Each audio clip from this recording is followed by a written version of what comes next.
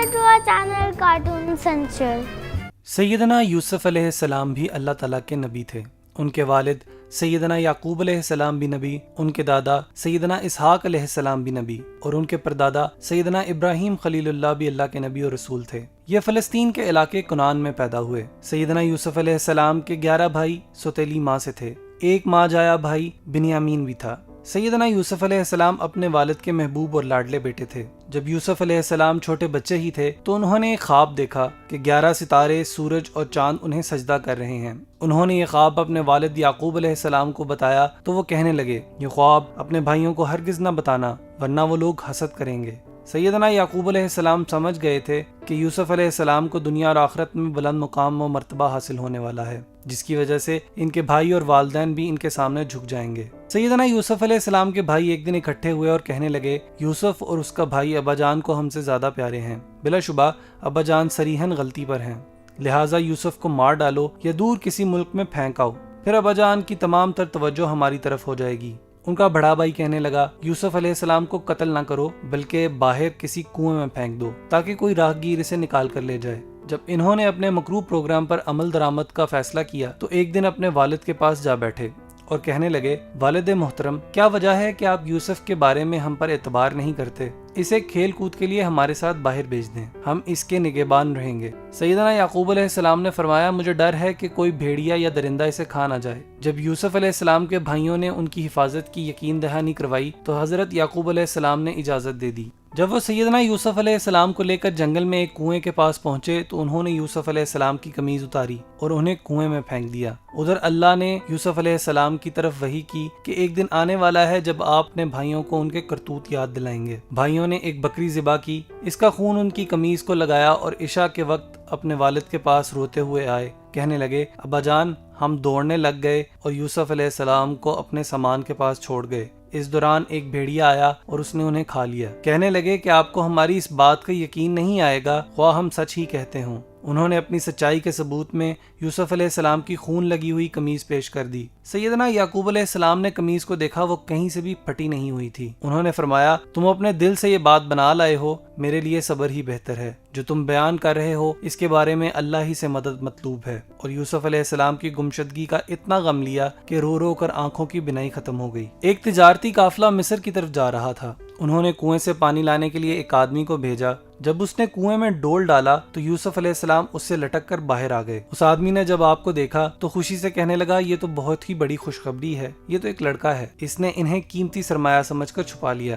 ادھر یوسف علیہ السلام کے بھائی بھی قافلے والوں کے پاس پہنچ گئے اور کہا، یہ لڑکا ہمارا غلام ہے جو ہم سے بھاگ گیا تھا۔ قافلے والوں نے ان سے یوسف علیہ السلام کو معمولی قیمت کے عوض خرید لیا۔ قافلہ جب مصر پہنچا تو انہوں نے اسے بازار میں فروخت کے لیے پیش کیا۔ حضرت یوسف علیہ السلام کو عزیز مصر نے خرید لیا۔ جب اس نے اس خوبصورت بچے کو خریدا تو اپنی بیوی سے کہنے لگا، اس کو عزت و اکرام کے ساتھ رکھو، ممکن ہے کہ اس بچے سے ہمیں فائدہ پہنچے یا ہم اسے اپنا بیٹا بنا لیں۔ اس طرح اللہ تعالیٰ نے سیدنا یوسف علیہ السلام کو مصر میں بہترین ٹھکانہ مہیا کر دیا۔ سیدنا یوسف علیہ السلام جب جوان ہوئے تو بے حد خوبصورت تھے۔ عزیز مصر کی بیوی ان کے حسن پر فریفتہ ہو گئی اور آپ کو ورغلانے کی ناکام کوشش کی۔ اس نے سیدنا یوسف علیہ السلام سے وہ نازیبہ مطالبہ کیا جو آپ کے مقام و مرتبہ کے لائق نہیں تھا۔ اس نے ایک دن یوسف علیہ السلام کو اکیلے پا کر سب دروازے بند کر لیے اور ان کو گناہ کی دعوت دی۔ ادھر سیدنا یوسف علیہ السلام نے اس کے جواب میں فرمایا، اللہ کی پناہ، میں ایسا کام نہیں کرتا۔ انہوں نے اس غلط کام کو مکمل طور پر ٹھکرا دیا اور باہر کی طرف بھاگے۔ وہ عورت ان کے پیچھے بھاگی اور ان کی قمیض کو پیچھے سے پکڑا تو وہ پھٹ گئی۔ اس دوران دروازے کے پاس ہی اس کا خاوند مل گیا۔ اس کی بیوی نے کہا، یوسف نے میرے ساتھ برائی کا ارادہ کیا ہے۔ سیدنا یوسف علیہ السلام نے فرمایا، نہیں نہیں۔ ادھر جب عزیز مصر نے دیکھا تو یوسف علیہ السلام کی قمیض پیچھے سے پھٹی ہوئی تھی تو وہ سمجھ گیا کہ اس کی بیوی جھوٹی ہے، اس لیے اس نے یوسف علیہ السلام سے کہا، بات کو جانے دو۔ شہر کے بڑے لوگوں کی بیگمات نے عزیز مصر کی بیوی کو لان تان کی۔ جب عزیز مصر کی بیوی نے ان عورتوں کی گفتگو سنی تو ان کے پاس دعوت کا پیغام بھیجا، ان کے شایان شان ضیافت کا بندوبست کیا۔ پھل کاٹنے کے لیے ہر عورت کو ایک چھری دی گئی۔ اس نے سیدنا یوسف علیہ السلام کو حکم دیا کہ وہ عورتوں کے سامنے نکل آئیں۔ یہ عورتیں آپ کے حسن سے اس قدر متاثر ہوئیں کہ انہیں اپنا ہوش ہی نہ رہا اور انہوں نے اپنی چھریوں سے اپنے ہاتھ کاٹ لیے۔ اور بے اختیار کہنے لگیں اللہ کی پناہ، یہ انسان ہرگز نہیں، یہ تو یقیناً کوئی بہت ہی بزرگ فرشتہ ہے۔ ادھر عزیز مصر کی بیوی اپنے خاوند کو مسلسل اس بات پر آمادہ کرتی رہی کہ یوسف علیہ السلام کو جیل میں ڈال دے تاکہ اس کے اہل خانہ کے عیب چھپ جائیں اور لوگوں پر یہی واضح ہو کہ یوسف علیہ السلام ہی قصوروار تھے اور عورت پاک صاف تھی۔ چنانچہ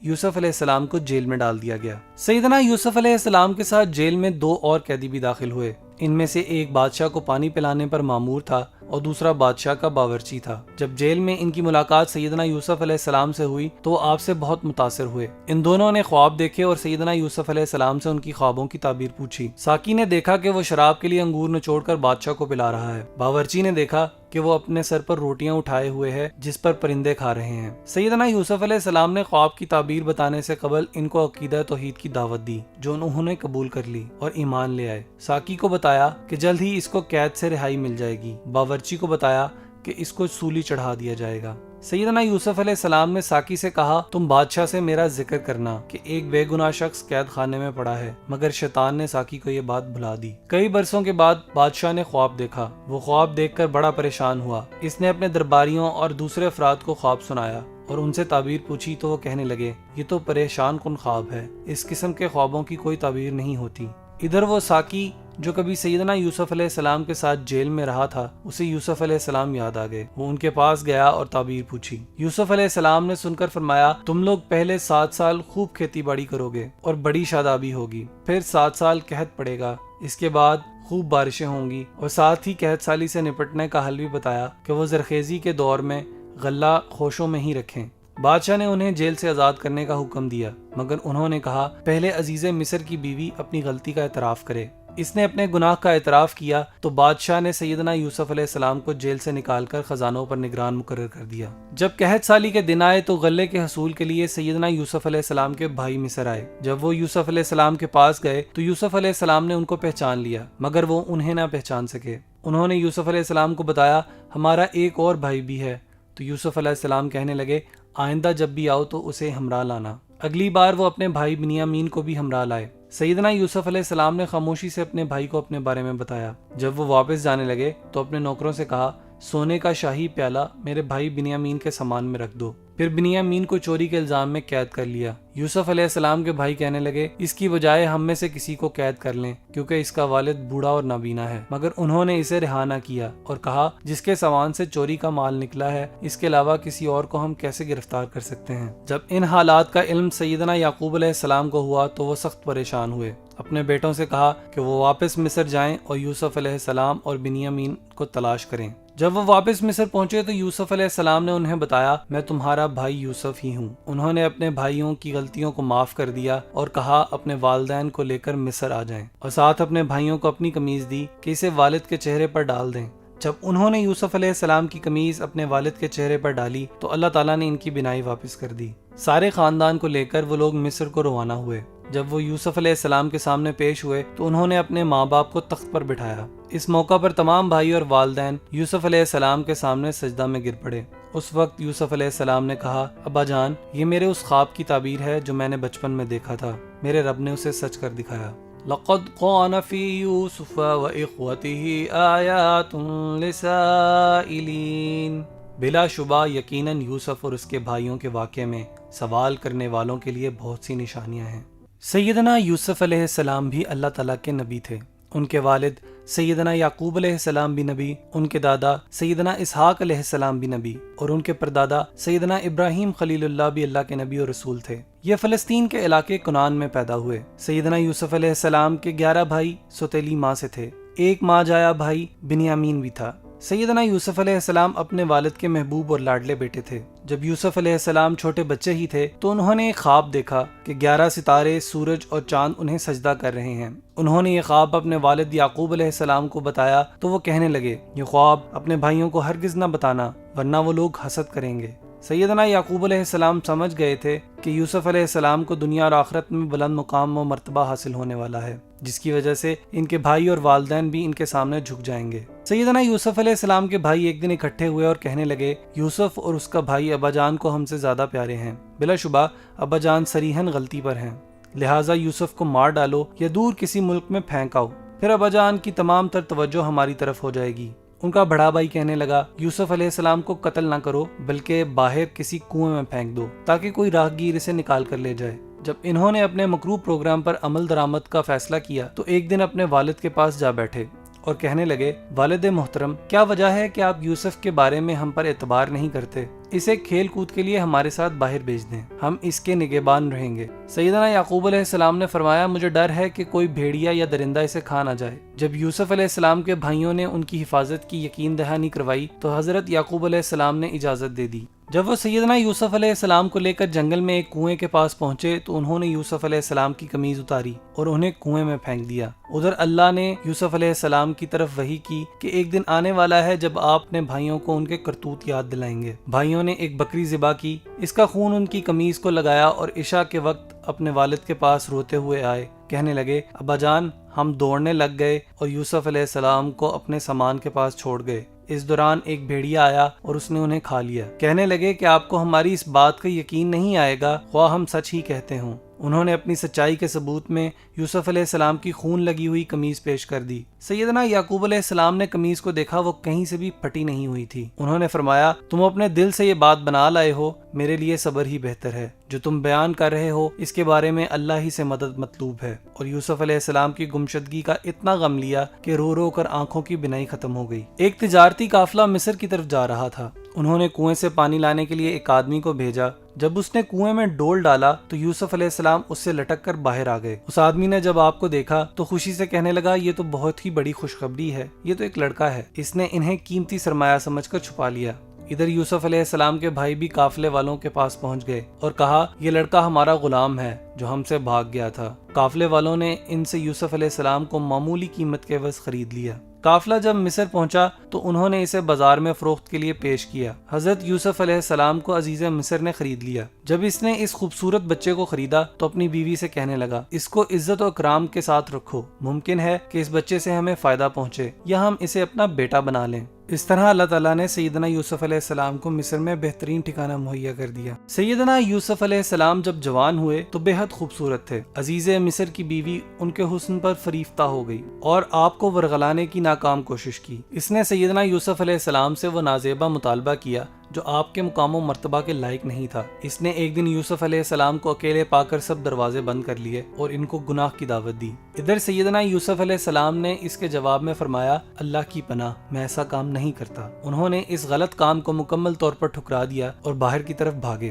وہ عورت ان کے پیچھے بھاگی اور ان کی قمیض کو پیچھے سے پکڑا تو وہ پھٹ گئی۔ اس دوران دروازے کے پاس ہی اس کا خاوند مل گیا۔ اس کی بیوی نے کہا یوسف نے میرے ساتھ برائی کا ارادہ کیا ہے۔ سیدنا یوسف علیہ السلام نے فرمایا نہیں نہیں۔ ادھر جب عزیز مصر نے دیکھا تو یوسف علیہ السلام کی قمیض پیچھے سے پھٹی ہوئی تھی تو وہ سمجھ گیا کہ اس کی بیوی جھوٹی ہے، اس لیے اس نے یوسف علیہ السلام سے کہا بات کو جانے دو۔ شہر کے بڑے لوگوں کی بیگمات نے عزیز مصر کی بیوی کو لان تان کی۔ جب عزیز مصر کی بیوی نے ان عورتوں کی گفتگو سنی تو ان کے پاس دعوت کا پیغام بھیجا، ان کے شایان شان ضیافت کا بندوبست کیا۔ پھل کاٹنے کے لیے ہر عورت کو ایک چھری دی گئی۔ اس نے سیدنا یوسف علیہ السلام کو حکم دیا کہ وہ عورتوں کے سامنے نکل آئیں۔ یہ عورتیں آپ کے حسن سے اس قدر متاثر ہوئیں کہ انہیں اپنا ہوش ہی نہ رہا اور انہوں نے اپنی چھریوں سے اپنے ہاتھ کاٹ لیے اور بے اختیار کہنے لگیں اللہ کی پناہ، یہ انسان ہرگز نہیں، یہ تو یقیناً کوئی بہت ہی بزرگ فرشتہ ہے۔ ادھر عزیز مصر کی بیوی اپنے خاوند کو مسلسل اس بات پر آمادہ کرتی رہی کہ یوسف علیہ السلام کو جیل میں ڈال دے تاکہ اس کے اہل خانہ کے عیب چھپ جائیں اور لوگوں پر یہی واضح ہو کہ یوسف علیہ السلام ہی قصوروار تھے اور عورت پاک صاف تھی۔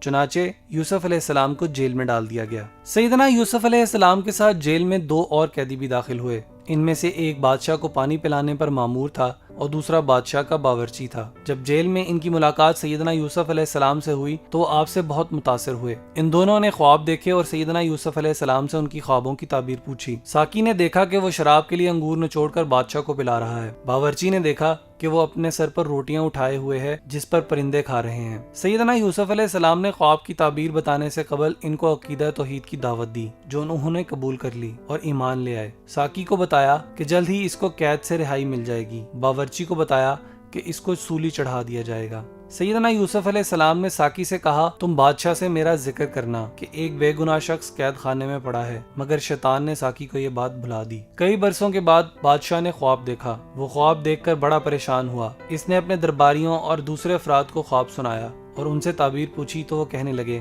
یہ تو پریشان کن خواب ہے، اس قسم کے خوابوں کی کوئی تعبیر نہیں ہوتی۔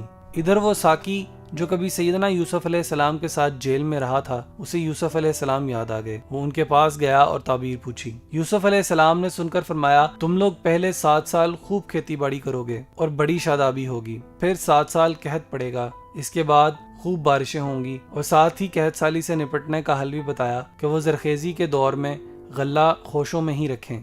بادشاہ نے انہیں جیل سے آزاد کرنے کا حکم دیا، مگر انہوں نے کہا پہلے عزیز مصر کی بیوی اپنی غلطی کا اعتراف کرے۔ اس نے اپنے گناہ کا اعتراف کیا تو بادشاہ نے سیدنا یوسف علیہ السلام کو جیل سے نکال کر خزانوں پر نگران مقرر کر دیا۔ جب قحط سالی کے دن آئے تو غلے کے حصول کے لیے سیدنا یوسف علیہ السلام کے بھائی مصر آئے۔ جب وہ یوسف علیہ السلام کے پاس گئے تو یوسف علیہ السلام نے ان کو پہچان لیا، مگر وہ انہیں نہ پہچان سکے۔ انہوں نے یوسف علیہ السلام کو بتایا ہمارا ایک اور بھائی بھی ہے، تو یوسف علیہ السلام کہنے لگے آئندہ جب بھی آؤ تو اسے ہمراہ لانا۔ اگلی بار وہ اپنے بھائی بنیامین کو بھی ہمراہ لائے۔ سیدنا یوسف علیہ السلام نے خاموشی سے اپنے بھائی کو اپنے بارے میں بتایا۔ جب وہ واپس جانے لگے تو اپنے نوکروں سے کہا سونے کا شاہی پیالہ میرے بھائی بنیامین کے سامان میں رکھ دو۔ پھر بنیامین کو چوری کے الزام میں قید کر لیا۔ یوسف علیہ السلام کے بھائی کہنے لگے اس کی بجائے ہم میں سے کسی کو قید کر لیں، کیونکہ اس کا والد بوڑھا اور نابینا ہے، مگر انہوں نے اسے رہا نہ کیا اور کہا جس کے سامان سے چوری کا مال نکلا ہے اس کے علاوہ کسی اور کو ہم کیسے گرفتار کر سکتے ہیں۔ جب ان حالات کا علم سیدنا یعقوب علیہ السلام کو ہوا تو وہ سخت پریشان ہوئے۔